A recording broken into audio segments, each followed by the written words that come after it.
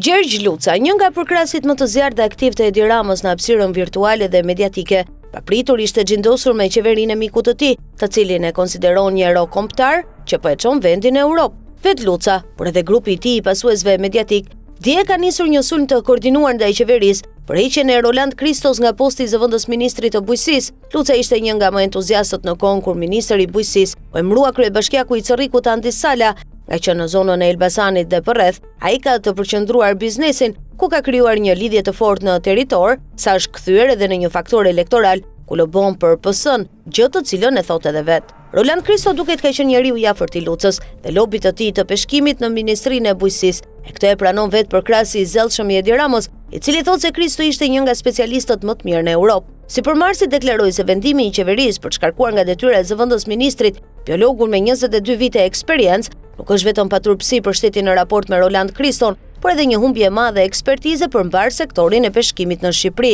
Ndërkaq, disa përkrahas mediatik të Lucës shkojnë edhe më tej, duke sulmuar Taulant Ballën se ka vendosur në krye të sektorit një njeri të afërt të tij. Megjithatë, duket e qartë se gjithçka vjen nga lart. Përkatësisht nga njeriu që dashuron Luca, Edi Rama është kryeministri, pra qeveria, që shkarkon dhe emëron zëvendës ministrat apo drejtorët e përgjithshëm. Po pse do ta shkarkonte Edi Rama një njeri të mikut të tij Gjergj Luca në Ministrinë e Bujqësisë, kur për më tepër është mjaft i kualifikuar për ta zëvendësuar me një të ri që nuk i ka atributet profesionale dhe eksperiencën e Kristos? Përgjigjja që vjen natyrshëm është se kjo mund të ketë ndodhur pikërisht sepse ai konsiderohet përkrahas i Lucës, e jo sepse është ai që është. Një zhvillim që duket qartë edhe në irritimin e biznesmenit, i cili deri më sot e ka pasur grur me kryeministrin dhe mazhorancën, madje edhe me Taulant Ballën, kundër të cilit ka ndërsyer njerëzit e tij më të afërt mediatik. Ndaj vjen një tjetër pyetje në këtë situatë, apo e braktis apo lëshon Rama mikun e tij të fëmijërisë, Luca, e nëse po, përse po ndodh kjo?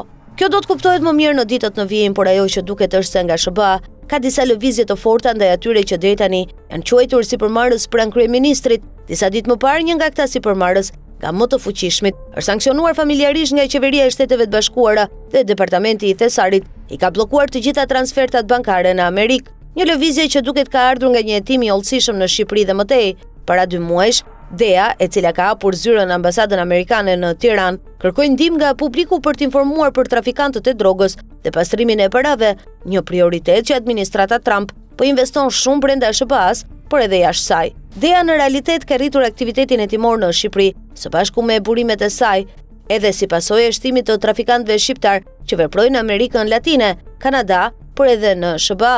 Përveç trafiqeve, një pjesë e rëndësishme e hetimit të DEA-s është edhe adresimi i investimit të parave në Shqipëri dhe jashtë saj, sanksionet ndaj luftarhysës Sinaloas kanë rastisur në një kohë me largimin e njeriu të Lucës nga Ministria e Bujqësisë, një sinjal që kërkon të tregojë se Edi Rama po reflekton apo po distancohet nga biznesmeni që e përkrah hapur atë.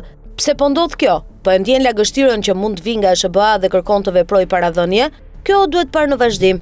Ndërkohë që prej vitesh edhe biznesmeni patronazhist është përmendur nga media të ndryshme për lidhje të mundshme me rrjetet të nëntokës kriminale.